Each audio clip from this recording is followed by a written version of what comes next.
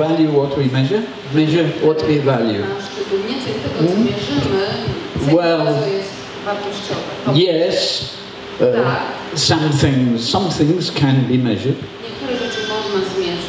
in schools or counted usefully. For example, I did some research for the English government a few years ago when we were planning to introduce citizenship education into the English curriculum. I said to the minister, if you want the kids to learn about democracy, you have to have some democracy in the school. It's not good enough. It's not good enough for teachers to just talk about democracy. This goes in one ear and out from the other. The minister said, that sounds dangerous. Do you have any evidence? So, I had been an inspector for some years, and I had found a small number of secondary schools that tried seriously to involve many students in democratic experiences in the school. We have 4,000 secondary schools. I found 20. And I called them more than usually participative or more than usually democratic schools. I looked carefully at the examination results of these schools. Also, the attendance figures, how many kids weren't coming to school, and the exclusion figures, how many kids were being thrown out of school for antisocial behaviour. And we compared the results for the more democratic schools with the average figures for all English schools in similar social circumstances.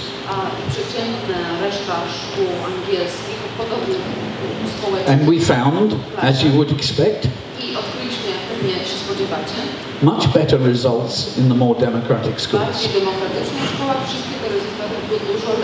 And the minister said, okay, I believe you, we'll do it. And democracy was introduced into the national curriculum for all students from 14 to 16 years.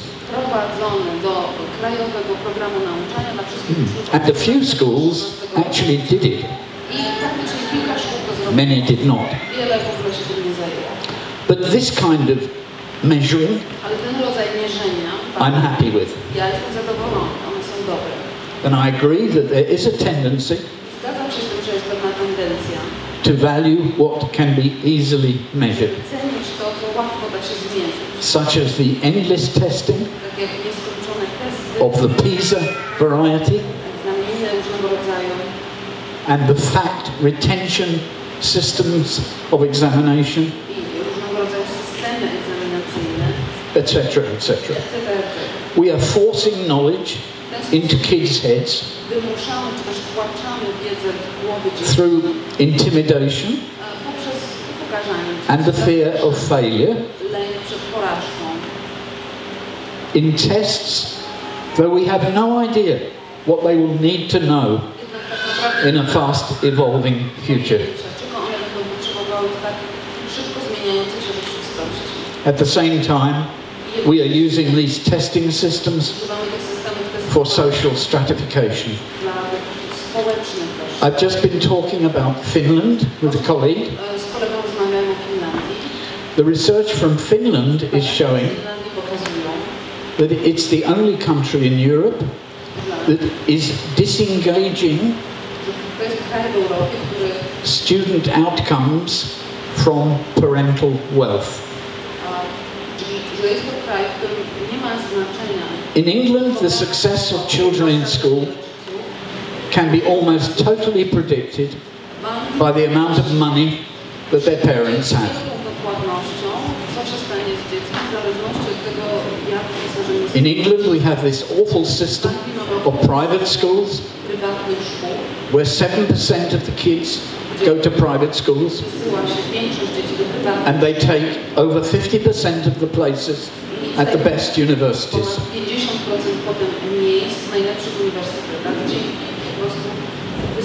I'll say more about Finland in a minute. As we probably all agree, we are not encouraging young people to learn how to learn, to ask their own questions, develop their own purposes, to follow their curiosity wherever it leads, to enjoy their intrinsic motivation, to think for themselves, to collaborate, to communicate, to become experts in what interests them, to develop empathy and creativity, to follow their stars, etc., etc. We probably all agree about this. This is corrupting the educational landscape in so many countries. The neoliberal agenda that Pasi Sahlberg from Finland describes so appropriately as the globalized education reform movement. This is very neat because when you put G-E-R-M, you get germ, which is the dangerous bacteria that threatens the health of all of us. The germ agenda, in Pasi's view, now has control of the United States, is well on the road to gaining control in my country and in other countries. It involves a centrally prescribed curriculum, high-stakes testing that threatens social cohesion. You can see this in Sweden, what has happened in Sweden over the last few years. For-profit privatization of schools. For-profit provision of tests. For-profit provision of textbooks. The deprofessionalization of teachers. Relentless inspection and testing. For example, in England, every school is expected to improve its examination results every year. If a school does not improve its examination results, it is told that it is a failing school. Now here's the catch. The examination authorities are only allowed to give a certain percentage grade A, a certain percentage grade B, a certain percentage grade C every year. Otherwise, the right-wing government complains that there is dilution of standards. So this means for every school that improves its examination results, in another school they will get worse. Then this school, the head teacher will be fired and the school will be handed to a private company. The buildings, very often when the school is in a city, especially London, are worth a great deal of money, and the land around the school is very, very valuable.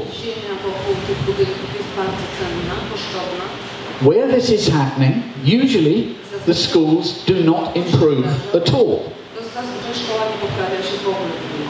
And in some cases, the land around the school is sold to the profit of the private company. Now in England, at this point in time, the private companies are not allowed to charge fees But that's the next step. And the big companies, it made me laugh on the plane coming over.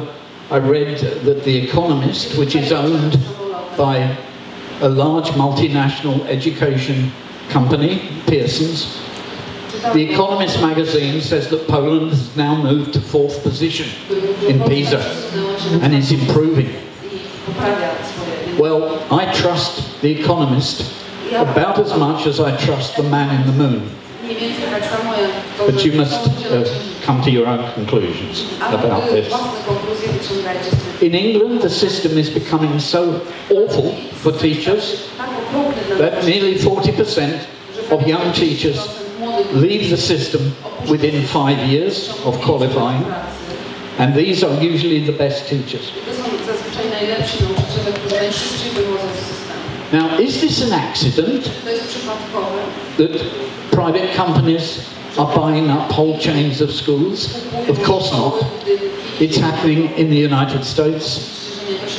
The situation is worse there, with the testing regime introduced by George Bush of No Child Left Behind. I was working in Puerto Rico a little while ago, and there the head teachers didn't talk about No Child Left Behind. They said, no child left. We're destroying childhood with this examination system. Obama has introduced an improved system called Every Child a Success. But you have a look at it, and if you can see any difference between Obama's system and Bush's system, well done. These are corrosive developments. They destroy human relationships, which for me are at the heart of education. The relationship between students and students, between teachers and students, between teachers and teachers, between teachers and parents. These relationships are destroyed through the increasing use of competition instead of collaboration and communication, in my humble opinion. We are seeing... Hello, Wasp. Hello, Wasp. We're seeing the killing of curiosity in children, and not just in children, but also in teachers. We are training young people to be obedient employees rather than fostering the creativity and innovation for social entrepreneurs and economic entrepreneurs, which we need. But does this mean we should measure what we value? I'm very cautious about this. In all my 20 years of working in compulsory state schools, I've had to face the dilemma presented by the knowledge that coercion and meaningful learning do not go well together.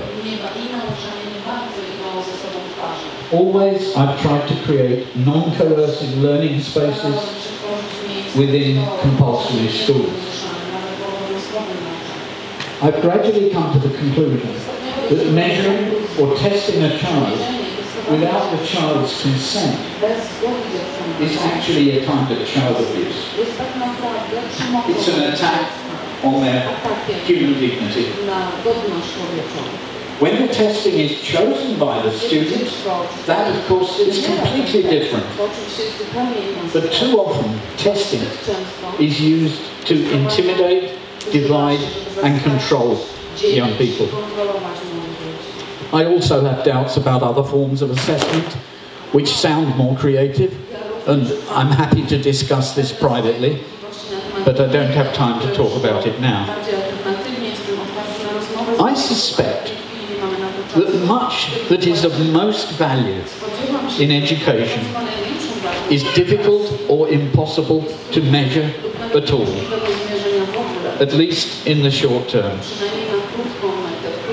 Though I do absolutely see the value of longitudinal follow-up studies of what becomes of children after they leave the school.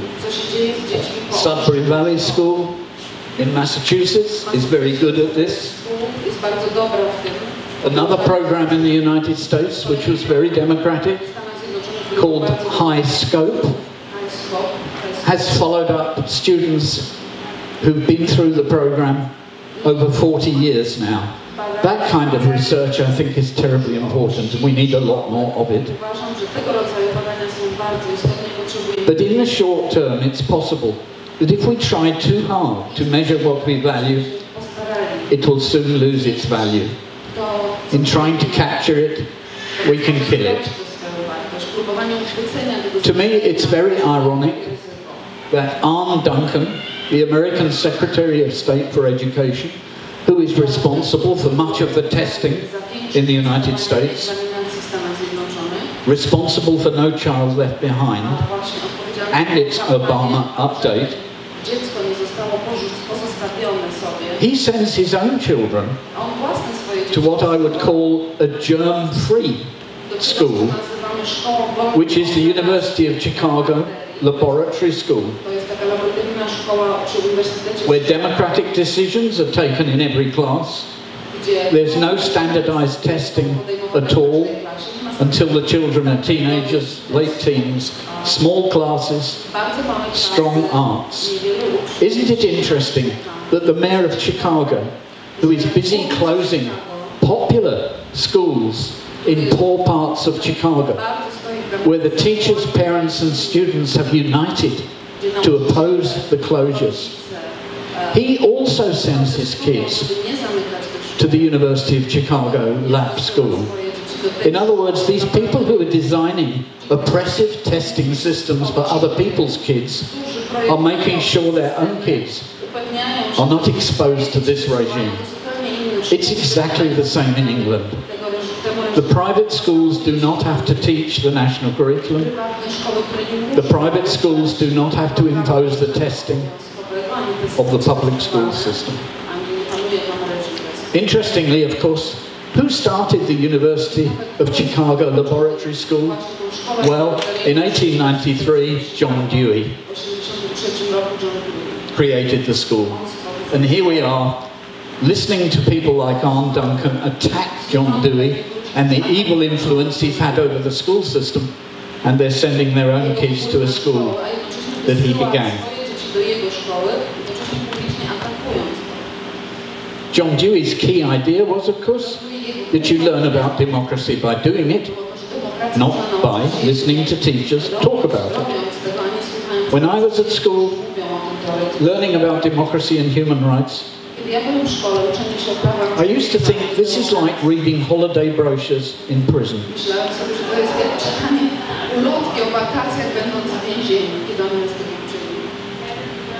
It's also ironic, I was talking earlier with a colleague here about it, that the school system in Europe that has been over the last few years the most successful in the PISA league tables is the system that almost totally rejects the germ principles.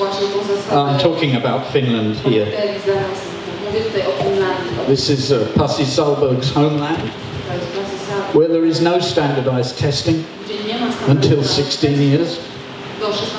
All education is free from the age of 3 to PhD level, to doctorate level. The kids play until they're 7 years old and beyond. Most teachers have master's degrees.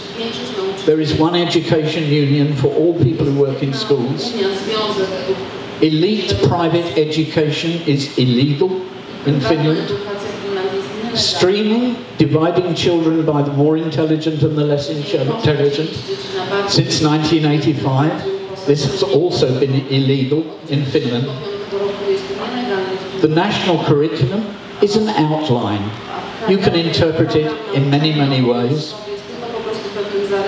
And now the Finnish system is moving away from narrow subjects towards a more integrated project approach, where the students are going to have an even bigger say over their learning than they have now. One last point while I'm on the subject of Finland. There are two school student organizations in Finland, one for Swedish speakers and one for Finnish speakers. Every change that is proposed in the Finnish system is thoroughly discussed with the school students at national and local level. I think you don't have a school students organisation in Poland. And one of the points I would like to make is they can be very, very effective. And they are also effective at the European level. I've just been to the birthday party of 40 years of ABESU, which is the Organising Bureau of European School Student Unions. Most countries are represented. Sadly, two countries that are missing are Poland and England. But I have to say in September, a bunch of 30 school students are launching the English School Students Organisation with a conference that already 500 young people have applied to come. So, come on, Poland. As a teacher, I was influenced by A.S. Neil, Homer Lane, Dewey, Kees Booker from Holland, Tolstoy from Russia. I was convinced that effective learning should be learning chosen by the learner, free from coercion, that there should be lots of play. I get on very well with an American psychologist from Boston College called Peter Gray, who many of you will have heard of. Peter thinks that public school systems are finished, that it's not worth spending any energy at all trying to improve them. I have to say, much as I like Peter, I totally disagree with him. Most of the kids have to go to these systems, and we have to do what we can to change them. And in my opinion, the alternative democratic schools are beacons of hope, that people in the state system can say, look, it can work, we're not crazy. Look at Summerhill, look at Sudbury Valley, look at the schools in Germany, the alternative schools. They're all around the world. So it was always my opinion that decisions should be made in some form of democratic community meeting, with each person, whether young or old, having one vote. But I couldn't feel comfortable to go to work in a private school. Much as I valued Summerhill in England, I wanted to see if it was possible to have a non-coercive class in an English state school. I think our state systems should encourage innovation and diversity. It should be possible for parents to start a school if they want to, as is possible in Denmark, for example. And where they are successful, they can offer a way forward for the public school system. The two should work closely together, in my opinion. Sometimes you can find officials who, as long as their jobs are not threatened, will give you some support in an alternative school. Sometimes you can even find politicians that become friends too. I'm working with a Sudbury Model School in Ammersee in Bavaria. What they have done is very clever. In the villages around Munich, people are leaving to go to live in the city. This means that village schools often become empty and closed. The village then loses its heart. The village shop closes. The village gas station closes. The village inn closes. So what the group did, they went to a village called Ludenhausen. I love the name of this village because from my poor German and Latin, I think it means playhouse. And the Sudbury Valley School has taken over the closed public school with the complete support of the mayor.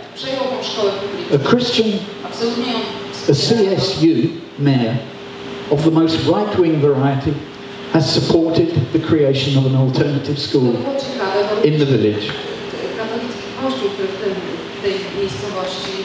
The village shop is delighted because the kids are going to the shop to buy their snacks. The village pub is delighted because the staff go there for lunch. People from all over Germany are beginning to buy houses near to the school.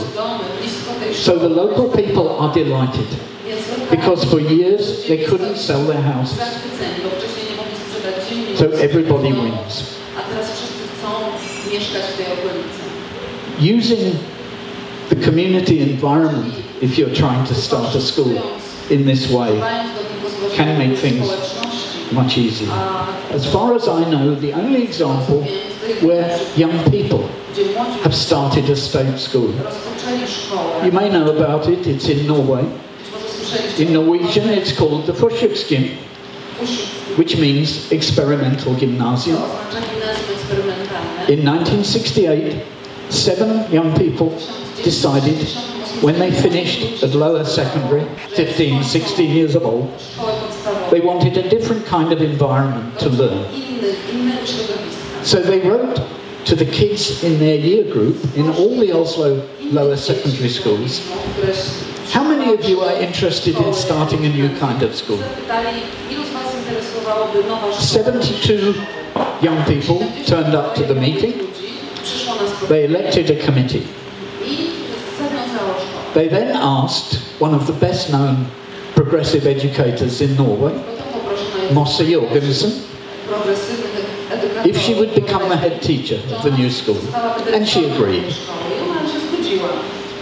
They then wrote to the city council and said, we have 70 students and a head teacher, will you find us a building for our school?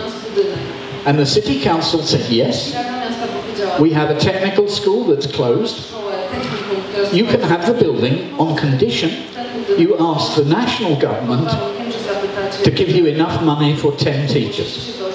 So they then went to the national government and said, we have a building, we have 70 students, and we have a head teacher. Will you fund 10 teachers' salaries? I think this kind of thing maybe can only happen in the Nordic countries, but the government said yes. So the school opened, and more young people came. It was run very democratically, and for years it was part of the state system. It closed 3 years ago, and I talked to some people in the Ministry of Education. Why did it close? They said, it's had such an influence on the whole of Norway that we don't really need it anymore. This is not quite the same story as the students will tell you. But that's another one. Look it up on the internet, Forsøksgym. The only school I know of in Europe, state school, started by kids. Anyway, my own attempt to work in a democratic way, my first job was with 36 children who had just failed the 11+ examination, which means they could not go to the grammar school or gymnasium, which is the route to university. They had to go to what we call the secondary modern school, or in German, a Hauptschule, a school for failures. So I had 36 failures, and the head teacher wanted to introduce a new system. In the primary school, one teacher teaches every subject. In the secondary school, maybe 11 teachers teach 11 different subjects. So the head teacher said to me, are you prepared to teach history, geography, social studies, English, drama, and religious knowledge? Absolutely, I said. I added up the number of hours, and it was 60% of the week. I thought, brilliant. We can create a democratic learning community in 60% of the weeks. I've just written a book about this. If anyone's interested, you're very welcome to have a copy. We started with this class meeting. What are we going to learn? How are we going to learn it? I said, I don't want to be a class policeman. How are you going to organise the class so it doesn't need a policeman? I said, look, history is everything that happened since yesterday. Geography is anything that happens anywhere in the world. Social studies is how people get on together anywhere in the world. Religion, it's what people believe anywhere in the world. English, well, that's about communicating in talk and in writing. So the kids said, that means we can study anything. And I said, well, yes, why not? And immediately groups of children started to plan what they were interested in. Sometimes it was individuals, more usually it was groups. Gradually, every wall of the classroom became the class newspaper. Of course the class became excited, so they made some class laws. Of course the laws were broken. I remember one of the first laws was, when the class became too noisy, people would put their left hand up. If they put their right hand up, it meant they needed my help. But if they put their left hand up, it meant they individually were finding it too noisy. And the class law was, if 5 people put their hands up, there had to be 2 or 3 minutes silence. Well, at the end of the first week, I thought it was working brilliantly. Kids were whispering to each other. And for me, that was great. The room was quiet. Wasn't great for the kids. They said, Kevin is whispering in a quiet time. We must do something about it. So I said, well, what happens in the world when you break the law? You go to court. They said, we need a class court. So I said, okay, we'll have a class court. They thought if you had a law that said no talking, it meant no whispering. They created a lot of laws like this, a bit like Hannam. They were good fun. Now and again people would have to tidy up the room at the end of school or something as punishment. Nobody minded. It was almost a kind of play court, a play democracy, but they took it seriously, nonetheless. One day, the head teacher brought some visiting teachers to my class.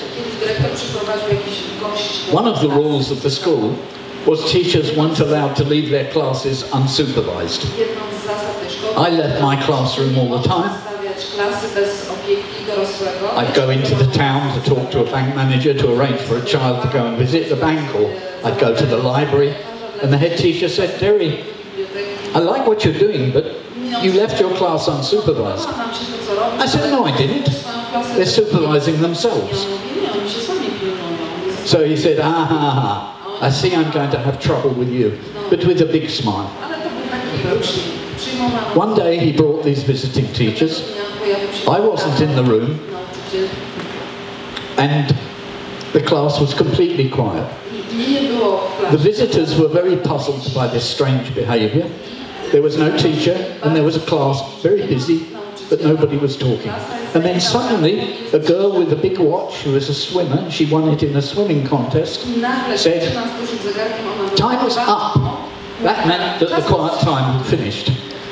And the class chair, a boy called Andrew, explained to the visiting teachers, here's what he said, our teacher, Mr. Hannam, is a bit soft, and if we didn't have our class government, it would be chaos in here.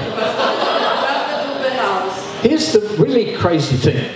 I was busy writing the book, and I was writing this incident 42 years ago with a big smile on my face, because for me it was the perfect evidence that the system was working.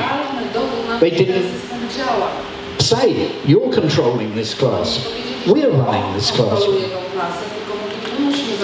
I had Facebook. on another computer, as I was writing in the book about this, this is true, you won't believe it, but it's synchronicity. A face came on my Facebook page, and the writing appeared. You won't remember me. My name's Andrew.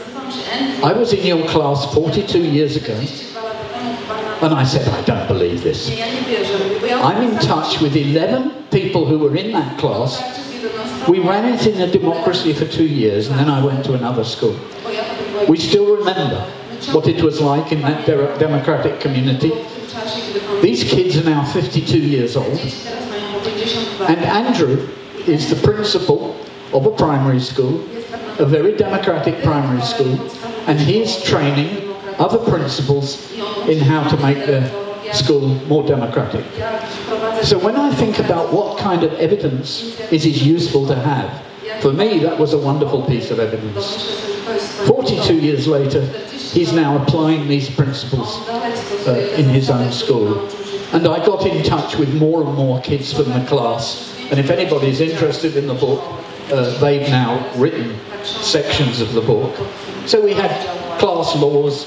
The curriculum grew out of the interests of the kids. The class newspaper covered every inch of the walls, and some kids began to stick things on the ceiling. And if anybody wrote an article, most of the writing was articles for the class newspaper. Every kid was the editor of some column or other. We even had a wedding dresses column run by a couple of girls.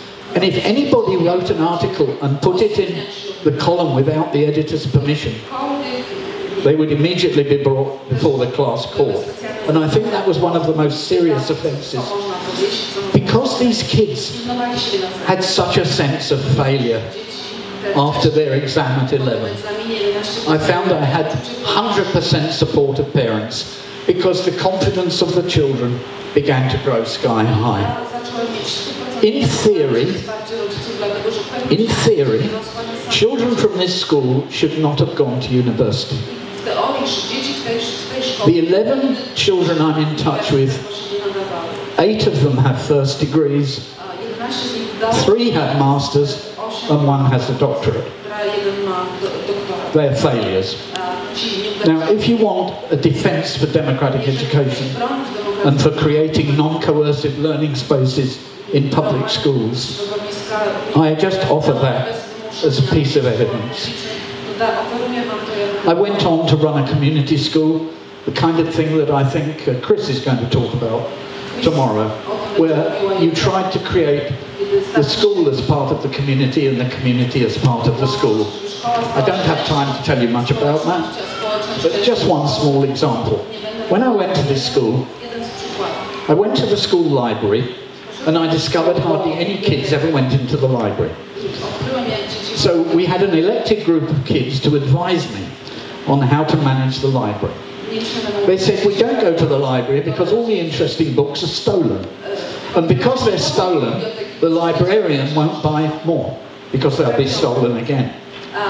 So we went to talk to the librarian, and I said, surely, if you want to know what books to buy, you should buy the ones that get stolen, because these are the ones the kids want to read. Oh, but the kids then said, we know how these books are being stolen. They're being handed out of the library, especially books on trucks. It was a mining town in the north of England. A lot of the dads drove trucks.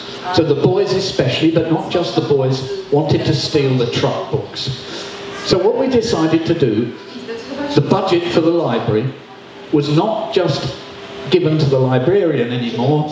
She had to work with the committee, elected committee of kids, and they changed the organisation of the library, and the stealing of books stopped immediately, and lots of kids started to go to the library. It's just a small example of a democratic school is a more efficient school, because if things don't work in the school, the people who have the most knowledge about why they don't work is the children themselves. So we need to use them much more than we do.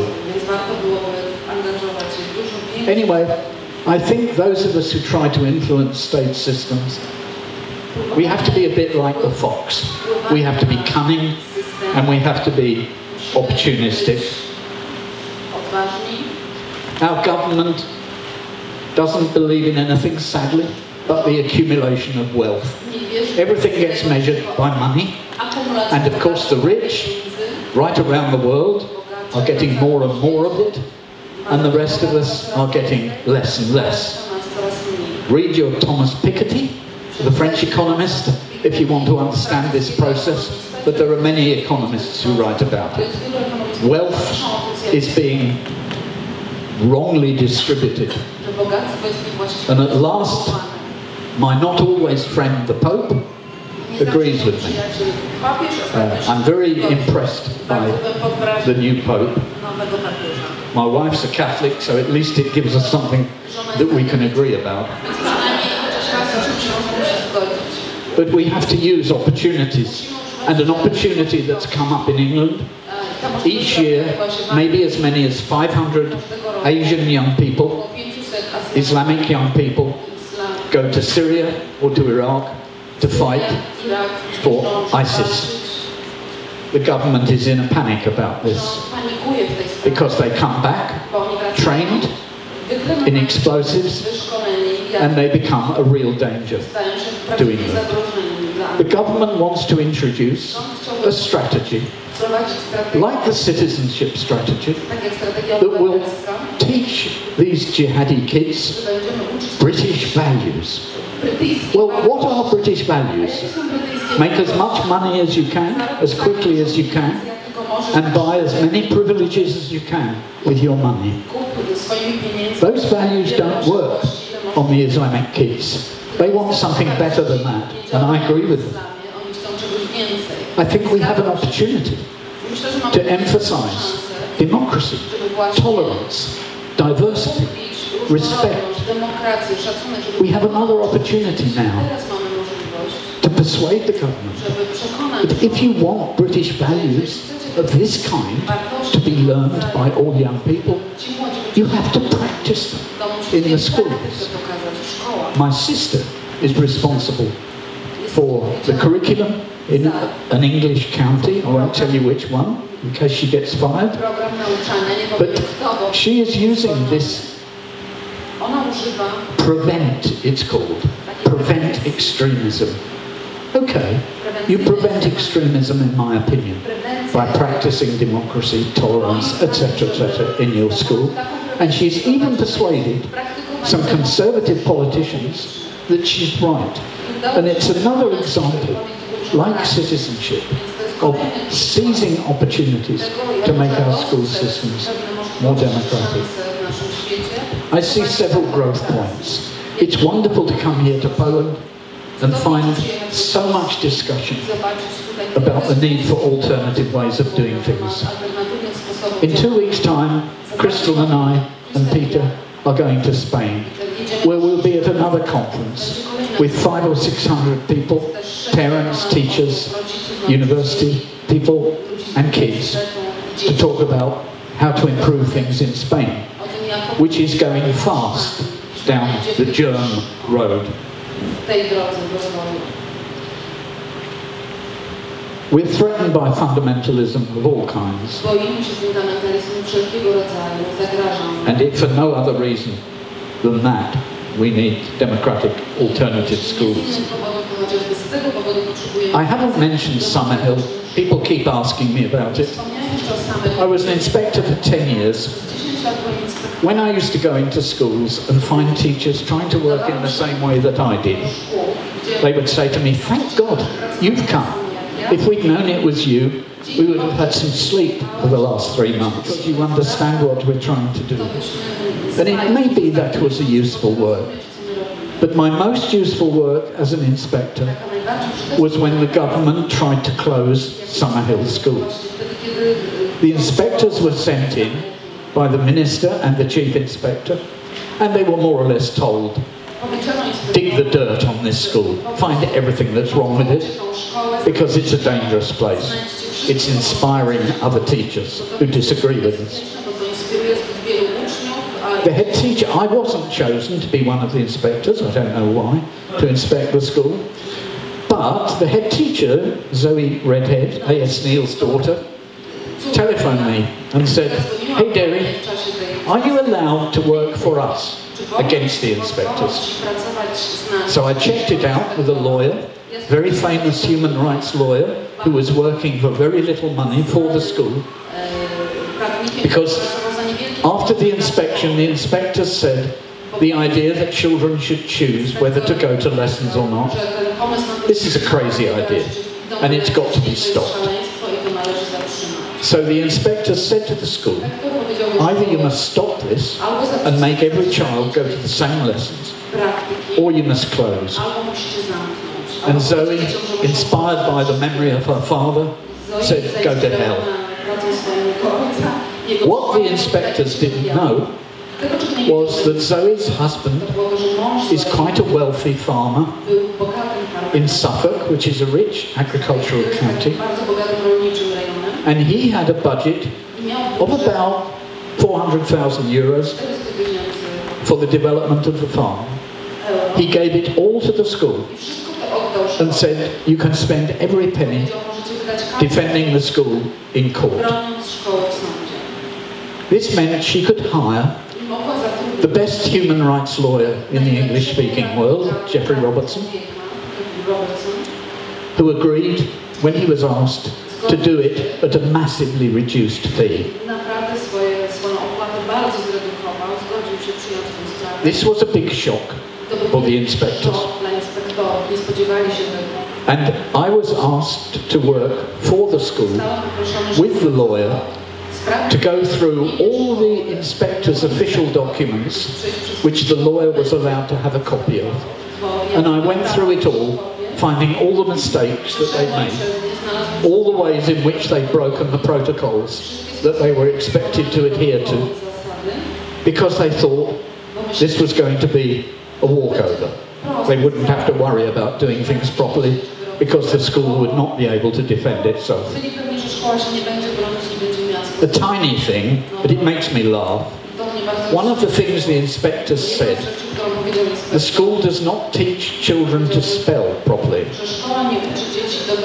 I found 42 spelling mistakes in the inspector's notes. We made a long list. The lawyer handed it out to the court. It was a very funny moment. You could say how trivial, but it wasn't trivial. Because these people pretending to be gods with the powers to close a wonderful, happy school, at the same time as the inspectors tried to close the school, social services also inspected the school and said this is the safest environment for children from the point of view of child abuse, because in this democratic atmosphere it would be impossible for a teacher or another adult to abuse a child. It would immediately come to the meeting, and the person trying to do it would be in jail. The education inspectors completely ignored this. They didn't go to any of the meetings.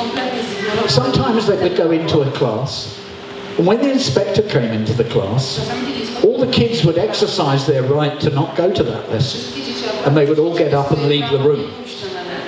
And the inspectors claimed that the kids wouldn't talk to them.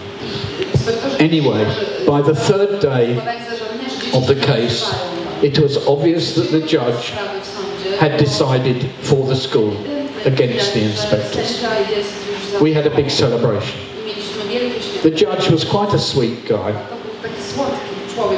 40 children from the school were allowed into the court. It was quite a small court, so all the lawyers had to move up to make room for the kids. When the government agreed not to impose all its conditions, just one condition, that there should be toilets for boys and toilets for girls, rather than just toilets, one condition, the judge said to the kids, "I understand you make your decisions in a democratic way. Who is the chair of your meeting?" A girl called Carmen put her hand up. She said, "Me." So the judge said, would you like to use the courtroom to have a meeting to talk about how you feel about the government's terms? They were a bit nervous, but yes please, they said. So all the lawyers and all the expert advisors and the judge went to his room, the rest of us went to the pub, and the kids had a school meeting in the courtroom where they decided they did not accept that the toilets had to be labelled girls and boys. So when we all came back, and the judge came back, he said, do you agree? And they said yes. As far as we can see, the inspectors have withdrawn all their demands. And the one they haven't withdrawn, we don't accept. We want to just have toilets. And we are like a family, and families don't have girls' toilets and boys' toilets. And the judge said, quite right. So even the toilets, the government lost on that one. And the inspectors were told, you can't come back to the school for 5 years, and when you come back, the school has the right to appoint anyone it chooses to be one of the inspectors. So they chose Ian Stronach, a professor of education from a university, to be the school's inspector. Next time they came, instead of it being a school that should close, the inspector's report said this is a good school with some outstanding features. Now I have to tell you, the school didn't change a bit, but something changed. The new government that we have, very right-wing government, wants to take away the right of the school to appoint one of the inspectors. And the head teacher is a little bit worried about this, but the legal advice is, because the right to have one of the inspectors from the school was decided by a judge in court, the politicians do not have the power to overrule the court. It's an interesting constitutional question, but this was my best work ever as an inspector, and guess what? I never got hired again. And I'm very happy about that. Nearly finished, I'll have to skip some bits here. Something I think we should do is there is a growing research interest in universities. We've just had a big conference in Cambridge University about student voice. How schools improve when the young people have a democratic right to express their opinions in the school. All around the world, the evidence is that schools improve. I would suggest anyone from here, from an university, might like to get involved in this international student voice research movement. I must just emphasize again the importance of school student organizations. In Norway, for example, the school students organisation has existed since 1958. There are now quite a number of members of the Norwegian Parliament who've been officers in the school students organisation. So there is a group that supports the students in the Parliament in Norway. A small example, some head teachers were being told by the students that there was bullying in the school, and they did nothing about it. So the students went to their representatives in the Parliament and said, we need a law that will punish head teachers who do nothing about bullying. What happened was even better than the new law. There was a new law. If head teachers are told about bullying and they do nothing, they can go to prison for 2 years. But also, in every Norwegian county, education ombuds were appointed. And if the school students in a school are finding it difficult to talk with their head teacher, they can ask the ombud to come, and the head teacher is legally required to discuss whatever the problems are with the students.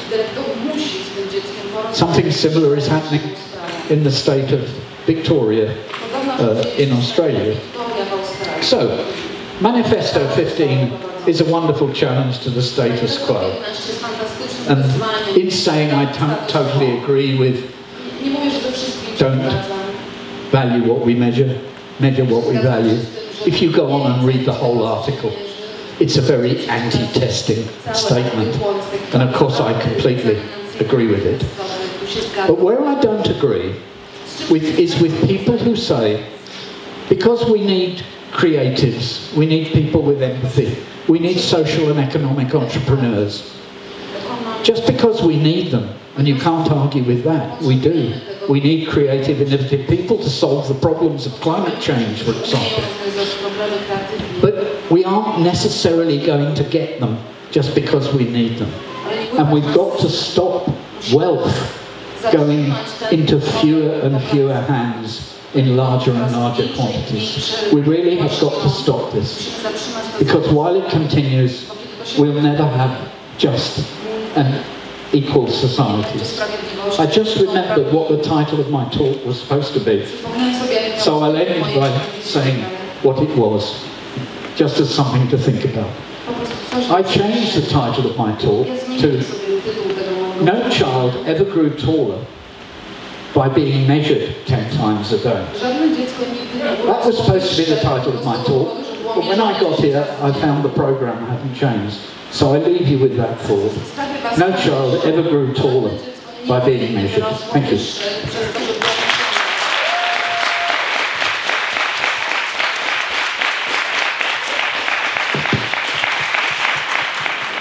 I'd like to read the document that you mentioned, as well as Google the school in Norway that you mentioned. I wonder if you could put it down or share it with us somehow.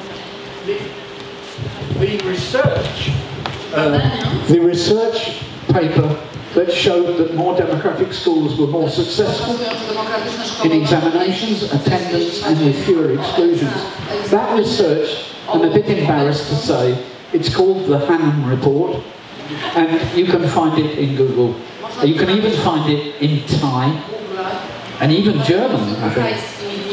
It's been translated into several languages. I think it's in Hebrew as well. But it's called the Hannam report, and the best place to get it is from www.csv.org. The Norwegian school was quite a bit about it, including a talk I gave at their 50th anniversary. It's called the Forsøksgym. That's